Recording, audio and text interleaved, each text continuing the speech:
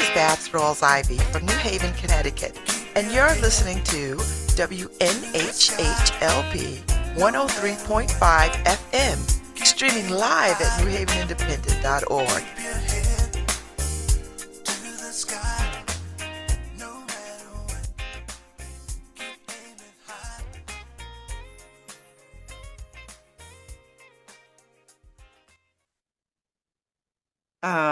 Good morning.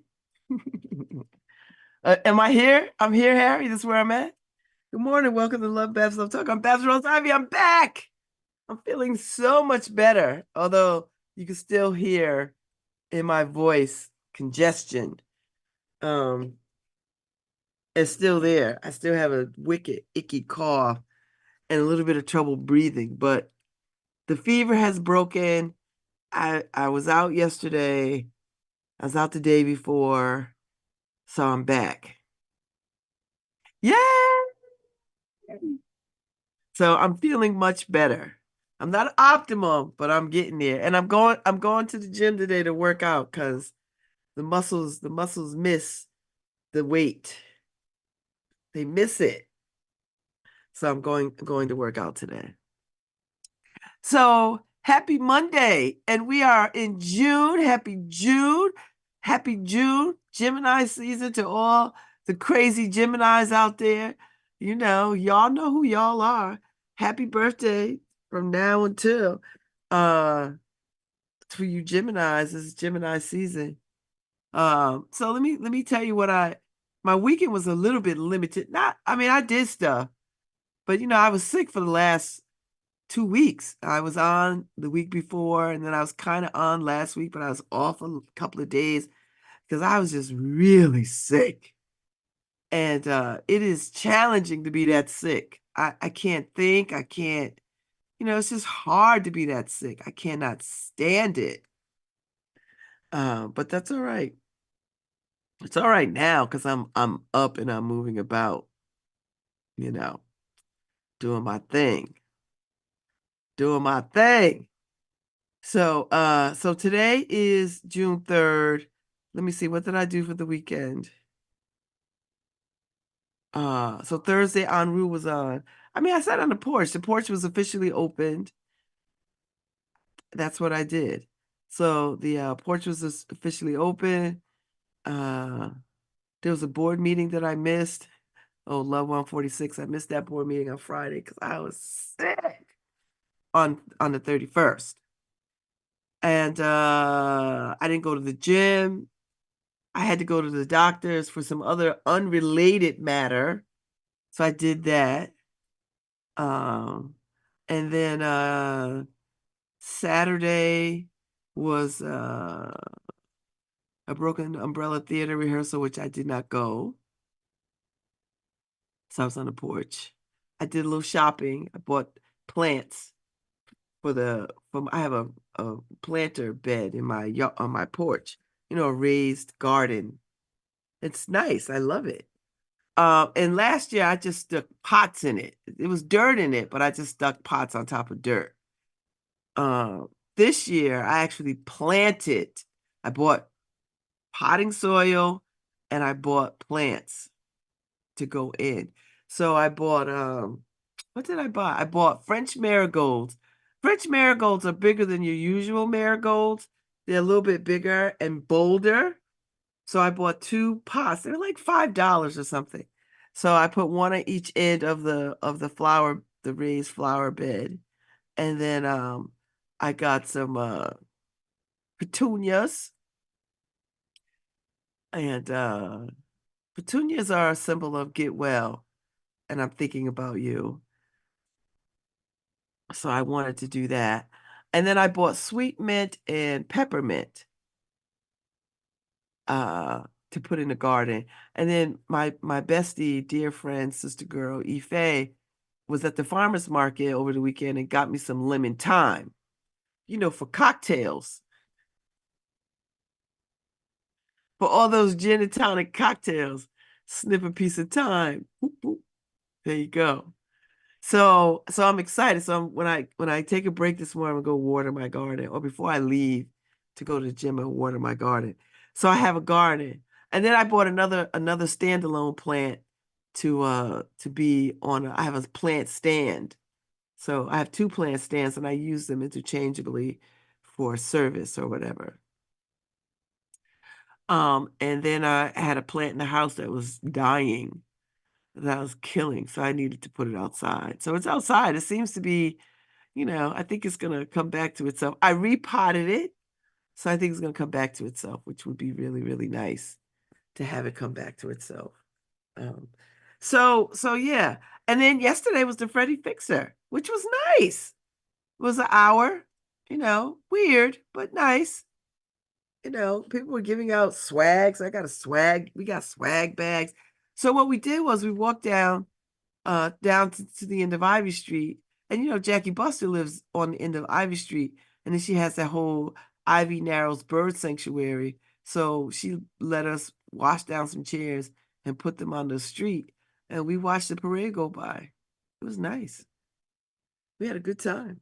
It was really nice. And then we went to her yard and hung out. And you know, Jackie Buster is, she is a consummate hostess, you know. Like she just whipped up a whole situation for us to sit and, we ordered some food from Black Bear because Palm Washington insisted that the parade called for barbecue. And who does barbecue but Black Bear out there and off of wherever they are, um, in Fairhaven, I guess. I guess that's considered fair. Yeah, Fairhaven. So so we ordered that and we ate, drank. Pam brought wine that she had in the fridge. Faye had a bottle of wine. So we had wine. We were good. It was nice. We had a good time.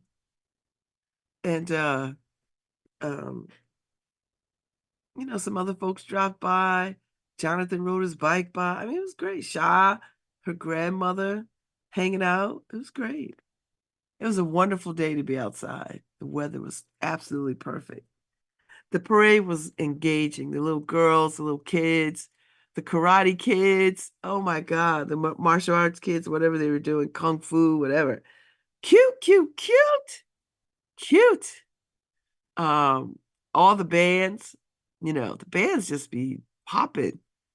We had some folks from out of town, like from Hartford and, like that. It was great.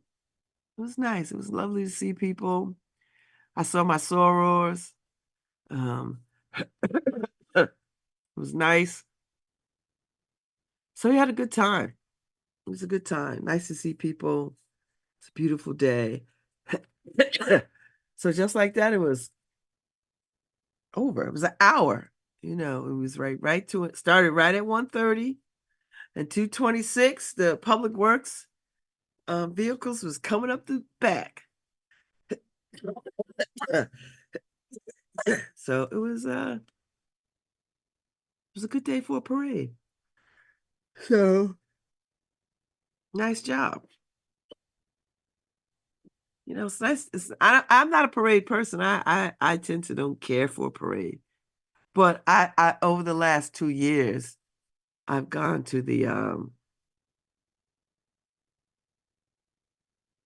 Freddie Fixer and have enjoyed it. But I think I enjoy it because I'm down at the end of my street and it's not congested as it would be if you go down Dixwell proper, down in front of the Q house, where all that is. Um, so it's really nice to enjoy a parade without a whole lot of people around. Now, don't get me wrong, it was people. It was people out. It was nice. But if you were further down Dixville, you got the crowd, which is nice too. But I like being at the end of my street, so it's good. So that was Sunday. I sat on the porch last night in the evening because it was nice. It was still cool, and I was still, wanting to enjoy the cool air and the coolness of the air. So that was lovely. So yeah, yeah. Uh, that's all. So I will resume my running and ripping, I believe. This is the week that I launch my women's retreat. And I'm very excited. I'm nervous. Not nervous like, oh, I don't think this was a good idea. I'm like nervous like I gotta tick all the boxes, make sure I have everything that I said I wanted to do pulled off for this week. And I think I will. So I'm pretty excited. So I won't be here on Friday, but I'll be here every day up until the week. My sister Lo gets into town Wednesday because she's coming. Can you believe it? She's coming. Like, unless somebody in her crazy household dies or something, but that'd be the only thing that would keep her from coming, you know. Uh, and I'm not, and I'm telling you, if anybody in that house gets sick, I'm going down there myself. I'm gonna rehabilitate them within 5 minutes, and then she's coming back here to come to this retreat. That's how I'm rolling. If she listened this morning, I know she's probably cracking up or pissed off. I don't know. Well, I'll take either one. So, so yeah, I mean, it was a good weekend. I mean, I'm sick, but the weather was beautiful. I had folks on we opened the porch on Friday, Saturday, and people hung out a little bit. Um, Ruby and Gail popped by, and Ruby brought me some fancy ass cigars. Here they go. She brought me some fine cigars. She brought me some fancy ass. So I already smoked. Buffet and I already smoked two. So I have two left. So thank you, Ruby Melton, for the cigars. So yeah, so they popped in because they were at the Lyman for the women of the Latin Divas singing music. And so they were there for that. And then they were in New Haven, so they popped through. Because, I only live a stone's throw from Southern Connecticut State University, so Lyman Center. So it was really nice to have people come on the porch for the first time this summer. Of course, Jonathan, Ife, some other folks came throughout the day. So it was nice. I'm back. It's back. It's chilling time. It's chilling time. So yeah, so while I am still a bit sniffly and congested, I am much better. I am much better. I'm much better. I am so much better. And it's nice to be so much better. Like the veil of it has lifted. I'm still sick a bit, but the veil of it has been lifted. So I got to see Lucy out there on these streets. There was a lot of people out. So I was checking the New Haven Independent. Nothing really exciting going on. Stuff. I mean, of course, Jill Marks ex-alder in Beaver Hill, house burned. I drove by there the other day, and it's hard to see a burnt house. Particularly when people really love the space that they were in. Do you know what I mean? Like, I think they love their space. So I don't know how much damage it is, but the windows are boarded up. So I don't know what happens with them. I hope somebody will follow up or keep us posted how the Marxes are doing, because I'd like to know. And then, all the kids that are prom kids and, all these prom stories. Let me tell you something. Prom has really become an ordeal, an event. First, they call these the prom ass, so that's all big deal. And then going to the prom, how you get to the prom. I mean, how you get to the prom is always a big deal. I know some people feel some kind of way about these kids spending all this money, or their parents spending all this money. And I don't really have a thought about it. I just feel like, the older I get, the more celebratory I want to be. So you know what? If your kid wants to have a blowout, now granted, don't put yourself in jeopardy to do it. But if you have the means, whatever your means are, you celebrate within those means. And some of these folks did a really great job, you know. And it's just it's a wonderful thing to see all these kids really want to celebrate, dress up, and be like, this is my prom, you know. It means so much. So I was like, okay, let it mean so much. Let it mean so much. And that's where we are.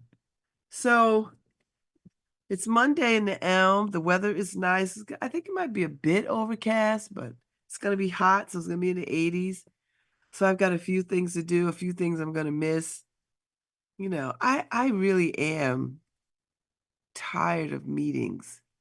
I know that sounds horrible because I like to be in service, but I'm just like, I am just fatigued with meetings, you know. And I'm not complaining in a way that you may sound like I'm complaining. I'm just saying I find it necessary to not skip some of these meetings because I just like, I just feel like I'm on a gerbil wheel. I know stuff has to be conducted and things have to be handled and things have to be moved forward. I get it. But on these really nice days, do we really want to be hemmed up somewhere?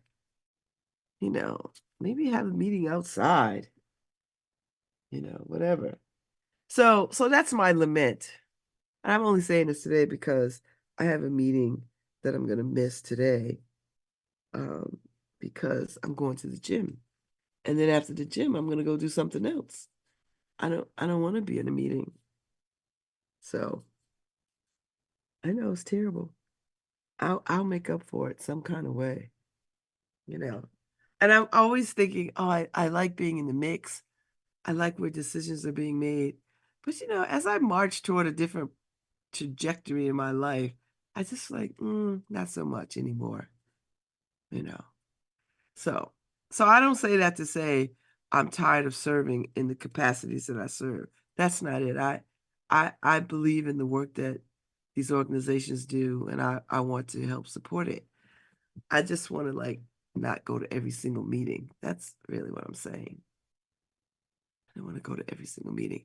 And I know people are like, well, Babs, I don't want to go either, but this is my responsibility, blah, blah, blah, blah. I know. And I'm not arguing against that.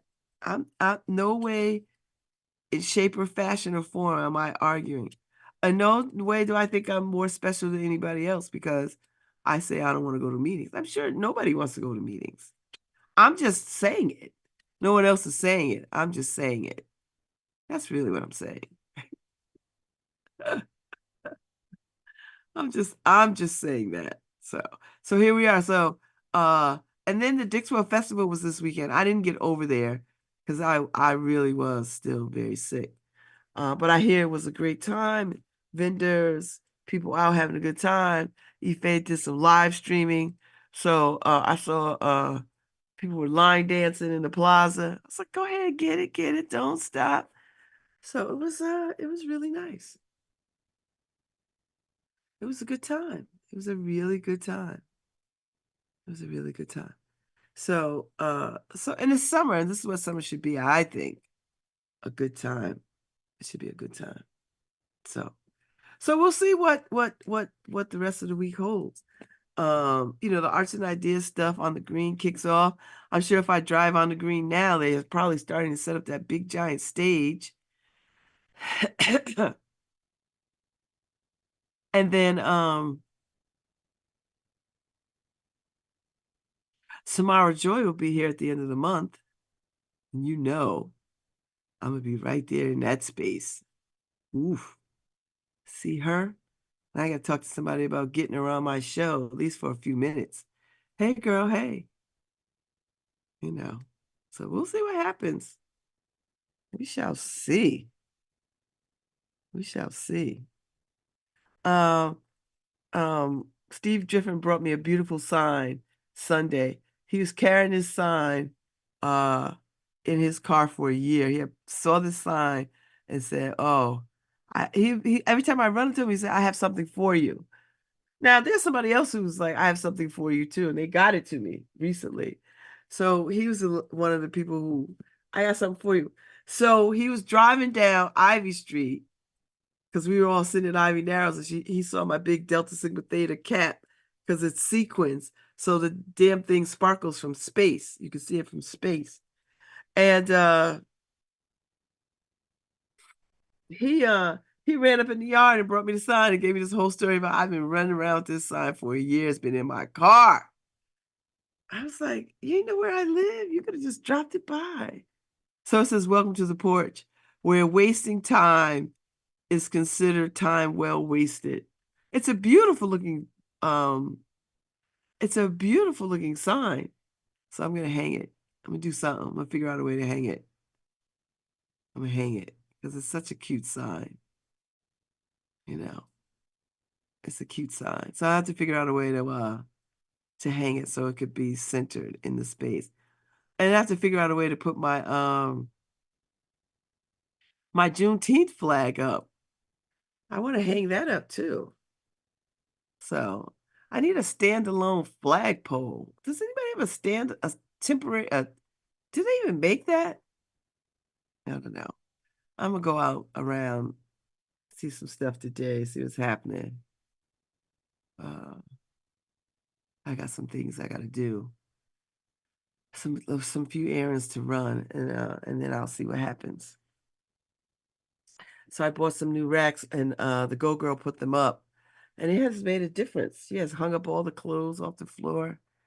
I was like, wow. So now I just have to turn it around, I think, and then just to separate clothes out, coats, winter coats, summer, all that kind of stuff.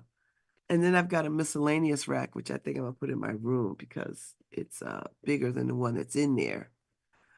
And we'll see what happens. That's what we're doing. We're doing all the things, people. We are doing all the things. And I'm very excited by that. So that means I have to move my room around a little bit, which is what I'm going to do so that I can put stuff in a different place. So that's my life. So at 10:15, I got the Delta Sigma Theta Sorority Incorporated New Haven Alumni chapter coming on. Do you know it is the 12th annual free market? 12 years. Now, at the beginning, I loved the free market. Now I don't. Because you know what happens? So much good stuff is out there. Oh my Lord. So much good stuff is at the free market that I tell myself I am not going. Because I'm going to tell you something about me. I have no restraint or control. None. Books are my weakness. Stationery and paper, like note cards and stuff, my weakness. Vases are my weakness. Child. So I should not be there. And I won't be there. You know why? Because I will be on the women's retreat. See how God just fixes it so he can help me help myself? God is like, girl, if you bring another thing in that house, I know something. So I was like, okay, God, I'm listening. So and all the best people I know are gonna be with me on retreat. So I can't even involve them in my foolishness. If you see this book, if you see a book, if you see, because my friends are like this too. They'd be like, Babz, I really like this journal, and they would get it, right? Like that's how my friends are. They feed my foolishness. Like Ife gave me a beautiful Paris journal. Big, beautiful. I'm looking at it. At some point I'm gonna write in it, just not right now. It's empty. I'm gonna let it be empty, but I'm gonna write in it at some point. You know. So, oh, no news on law school yet. I'm still waitlisted. So we'll see. They didn't say no. So when they don't say no, it means I'm still in the game, you know. And I'm still in the game. And I just want people to know that if I get two, if I get I'm waitlisted at two schools, if they each say no, um, it doesn't. The train keeps moving. We start again. we don't we don't give up. The message is you don't give up. If this is the goal and the dream, then you keep at it, and it is for me. So, I I cannot be 61 years old and take defeat, a no as the ultimate defeat. Like, that would negate everything in my daggone life. It would negate everything in my life. Everything. And it's not. So a no just means start again, try this another way. So if I have to study and take the LSAT again to get a better score, okay. Or if they come back and say, you get into our pre-law program and the pre-law program guarantees you a seat in the next year's class, I will do that too. Old dog, new tricks. So I am not heartbroken by a no at this point in my life. A no just means regroup, pivot, redirection. That's where it is.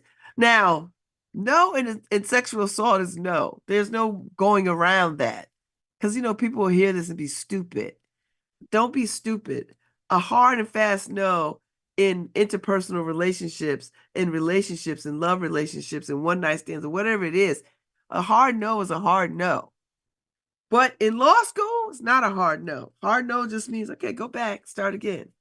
Because you never know what purpose redirection shows. Because sometimes we always think, oh my God, this is going to crush my dream. But sometimes the bigger dream is the no, so that you could go back and get the bigger dream. That you don't even know that you wanted the bigger dream until it presents itself. And I think that's the thing that I want to impress upon young people. Just because you fail at something the first time doesn't mean you don't keep at it. And nothing is easy. Everything's gonna be hard. Oh my God. Everything is gonna be hard. It's gonna be hard. It's gonna be hard. And who says that you get to have it easy? Who? Parents do kids a disservice when they make it so easy and seamless. I get it. I get it. Sometimes I say hell no to my kids, and sometimes I'm like, all right, here, you know, you know. And I think that's a tough lesson for parents to sort of like let kids fail. Let them hit the ground and then let them dig themselves up. You're not gonna be far away. No parent is ever far away. But you gotta let them fail. Because if they don't do it in their 20s, then you're gonna have grown people who don't know how to do a damn thing, who don't know how to take care of themselves, who can't think, who can't, position themselves, can't live outside of your reign. You know what I mean? I don't want 30-year-old kids who I gotta constantly manage. In their 20s is fine because they're trying to figure it out. Trying to figure it out. And it's hard out here. It's expensive. Uh uh Housing is expensive. Everything's expensive. You know, it's doable, but it's expensive. And it forces them to make different choices. Maybe they have to have a roommate to have an apartment, because apartments are not cheap. Maybe they have to think about, who can they live with for a few years and sock some money aside. And you have to delay gratification. You may want those nice ass sneakers, but you got to pay your rent. You gotta buy groceries. You gotta keep your lights on. You gotta pay other bills. You want your cell phone. So sometimes you have to forego the things that you want because everybody thinks, oh, I work. I should be able to get what I want. Well, that's true. But your reality is you have responsibilities and you have to sacrifice. And I know something else. I raised 4 kids. I know what it's like to go without so that they can have. Now I'm no longer in that space, right? Because they're all grown up. They could work, they could do their own thing. But they're still learning how to be adults. And it does require practice, stay on top of it. I mean, I remember being in my 20s and struggling and how hard it was. And, my mother and my aunts sending me money, my brother Mike sending me money to help pay bills, because I was really struggling. And it was very helpful, you know.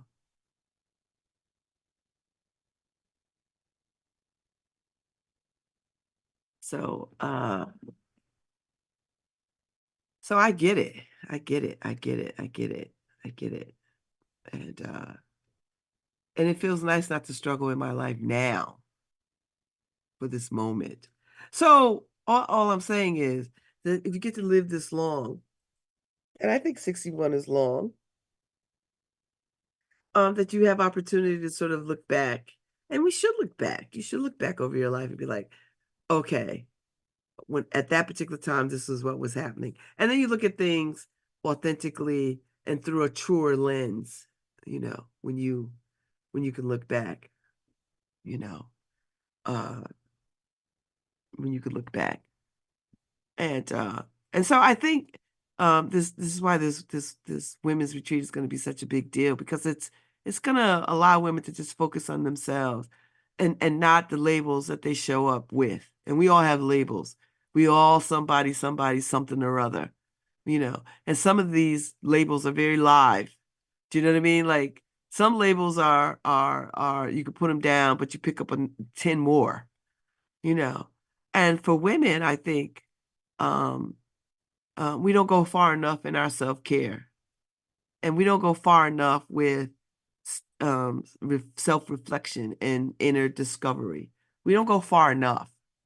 And we almost feel guilty if we do it, that we are seen selfish, you know, if we don't pick up one more thing or do one more thing or show up at one more thing. And I'm not just talking at people about this. It is a reflection of my own life. You know, I I build in downtime for myself. When I moved into this apartment, I made that a priority. I said, I'm not going to spend my life running, running in this life. That everything that I do has to be ish that I want to do, and I lovingly want to do and happy to do. I don't want anything to feel like a chore. Do you know what I mean? Like I don't want anything to feel like a chore. Because I think you rob your life when things are a chore. And I mean that about everything. Even washing your dishes. If washing the dishes is a chore, you know how you could change that paradigm? Then you say, washing the dishes is my prayer time. And then you get to wash the damn dishes and you only use that time for prayer. You don't use that time to cry and moan that you're washing dishes. You don't use that time to cry and moan about whatever. Your kids are crazy or your husband is an asshole or whatever it is, whatever. I don't know. Or the people you work with are, you know, donuts. that you take whatever the chore is and you turn it into an act of joy. You turn it into an act of um prayer. And prayer in the sense of celebration. Thank you. Thank you for these damn dishes that I hate washing.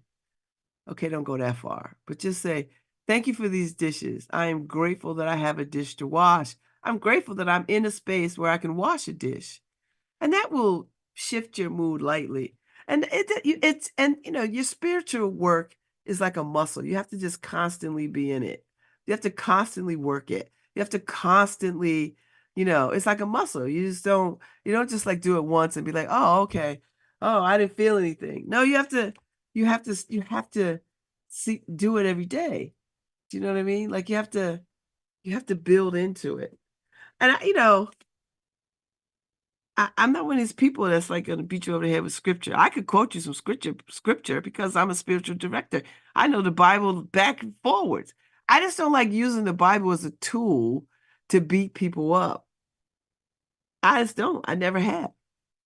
And people always find scriptures to whatever, to shout down something or whatever. I tend to like to find scriptures for moments of contemplation and discernment. Like, oh, okay. Where does this fit in my life? Where do I see this parable in my life? That's how you do it. These people who just want to fire and brimstone you to death. I I just, the other week before I was sick, I said, this is why I don't like to go to church too much. Because I don't want people preaching at me and preaching at me some notion of sin or we ain't living right or whatever. How do you know? How do you know we're not living right? People are living, and it's hard. And if I can't get salvation and community of worship, I don't want to be in that space. I want new worship. I want joyous worship. I want service worship, you know. The sermon today is we're gonna go feed people, or we're gonna go on the green and talk to people and have conversations with people. Not necessarily always bringing them stuff they need, care packages, but engage them and not engage them with scriptures. Oh my God, people, if you just shut up. Stop trying to ram that stuff down people's throats. You know how people come to God? One or two ways people come to God. Something seriously happens in their life and they are brought to their knees. That's one way. The other way is they are searching for something inside of themselves bigger than themselves. And so they start looking around for understanding of higher power and higher consciousness and higher vibration. That's how people find God. Now, there are some religions where if you're born into it, then it takes you into it and you're into it, you're into it, you're into it. And then you just, you grow into it and that becomes what you believe and you know it. And then for a time people leave religion. That's why, I always like to tell people, give your kids a religious foundation, of course. I think I did a good job with that. Because even if they didn't like it, when they think about it now, they were like, you know what? I had this experience of church. I had this experience of pageant. I had this experience of Sunday school. I had the experience of reading the Bible. I had this experience of choir. I had this experience of traveling with my church. So they've had these experiences, you know, and it makes a difference. And if they turn away from it, they just turn away from it. But I guarantee you, the roots are there and they come back because everybody is searching for a sense of connection. And religion and denomination and all these things, it's really about connection. It is really about we are in this space together as sisters and brothers, and we are worshiping together because we believe that there's a higher power that that helps us live our lives. That's it. So all the other hocus pocus, showcasing, fire, brimstone, production, it's just that, just production. And some people think they need production. I remember somebody told me it's not church unless people are shouting and falling on the ground. All right. I personally cannot tolerate that. I like a quiet existence.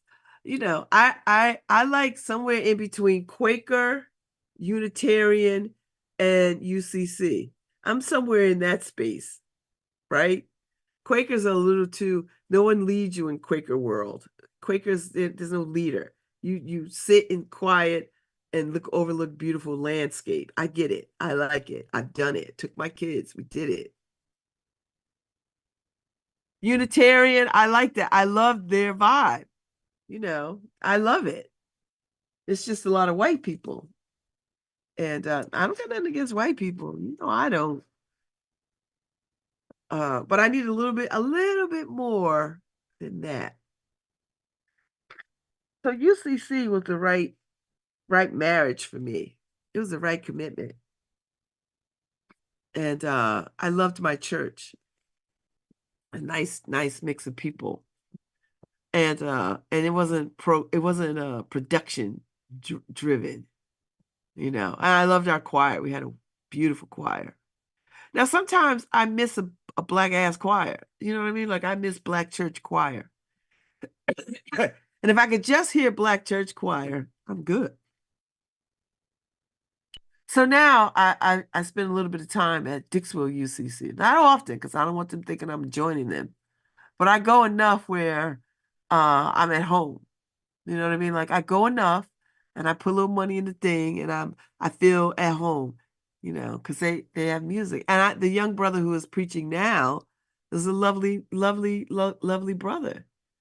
Lovely young brother. And he, you know, and he's got some Baptist or whatever. He came up, Baptist, Pentecost, something.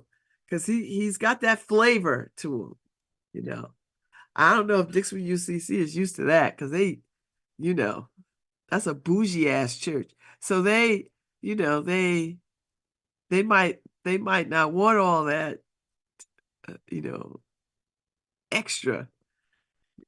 I like UCC I like UCC Dixwell. I do. I like everybody in there.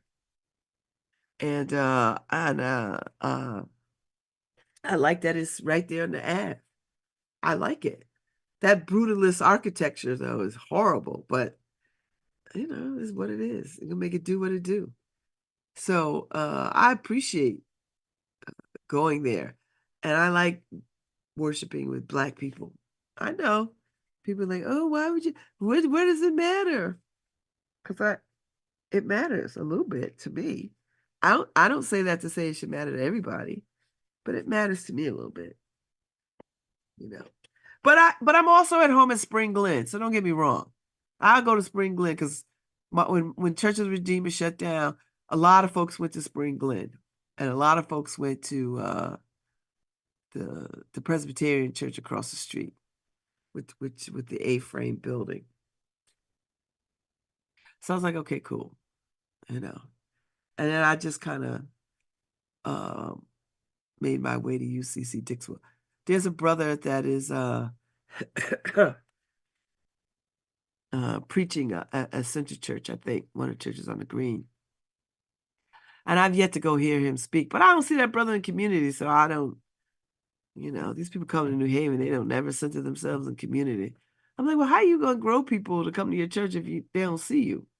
But that's my own lament. That's not his lament. It's just mine. That's just my lament. Nobody got to take my opinion. Listen, I'm no minister. I'm just playing one on the radio.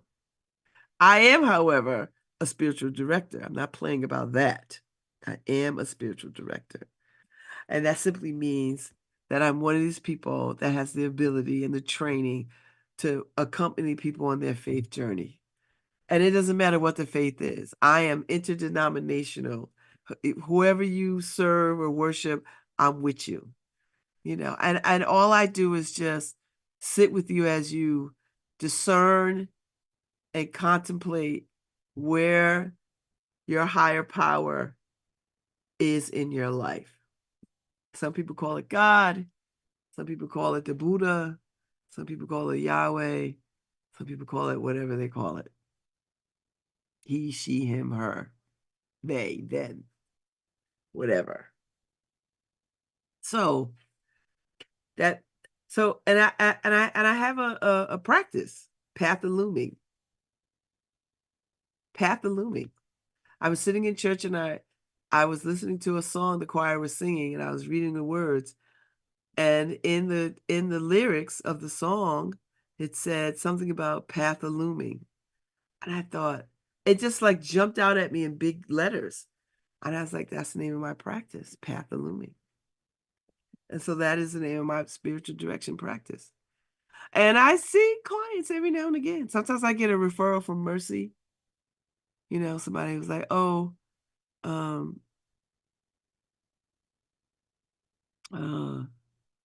do you want to see? I have a client. I have somebody who's looking for um, uh, who's looking for spiritual direction, and I get a little information. I call them up. I meet with them over coffee, and if they're interested in me walking on their path, then cool. I'm there for it. If not, then they'll find them somebody else.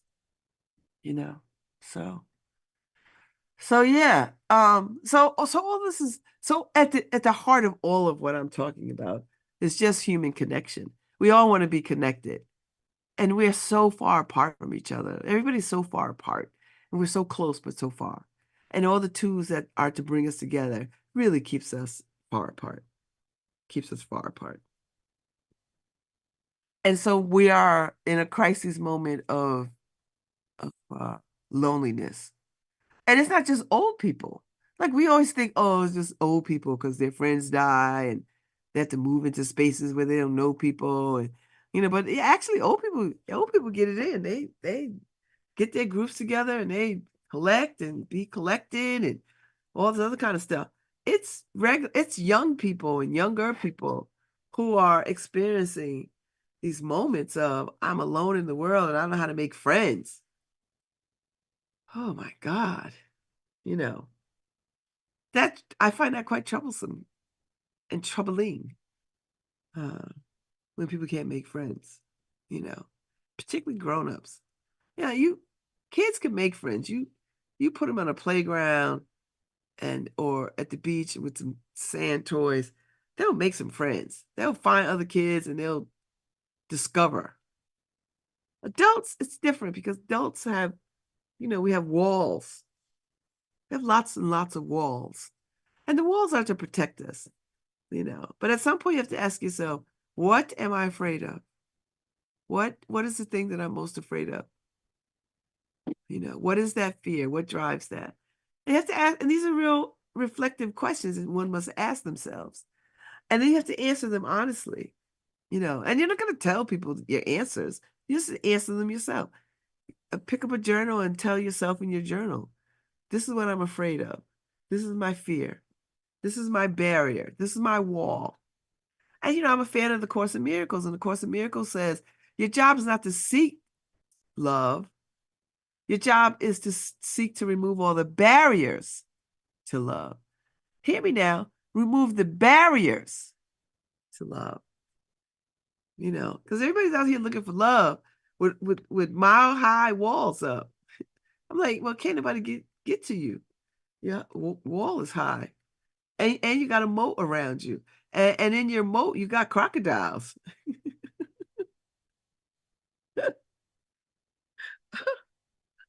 So you got to remove some of these barriers. You got to let the light in. You got to open the curtains. You got to do something. And you can't do it with fear because that's only going to attract fearful things. So connection. At the heart of all of this morning is connection. So when I come back from break, I'm going to have my Soras on. I have outgoing President Paula Irvin and incoming President Miss Rice coming in. I'm going to be so excited to talk to them about the 12th year of free market. And, they do it over there in the Dixwell Plaza, June 8th. So come back around and listen to what they're talking about this year. I'll be back.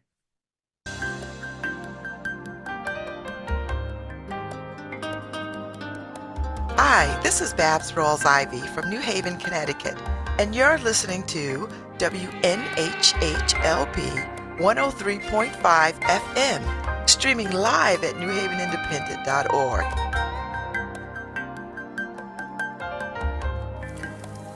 Hey y'all, it's Babz Rawls-Ivy from 103.5 WNHH Radio.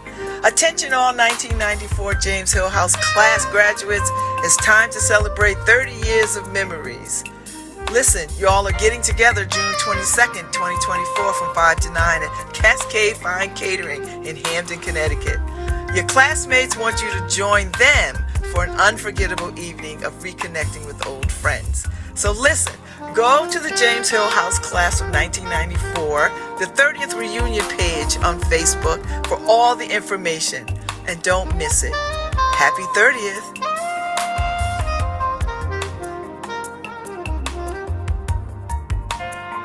If your home was built before 1978, dust around your windows and floors could contain lead paint. This lead dust can harm young children, affecting their kidneys and brain, and even slowing a child's growth. But lead poisoning is 100% preventable. You can do something about it.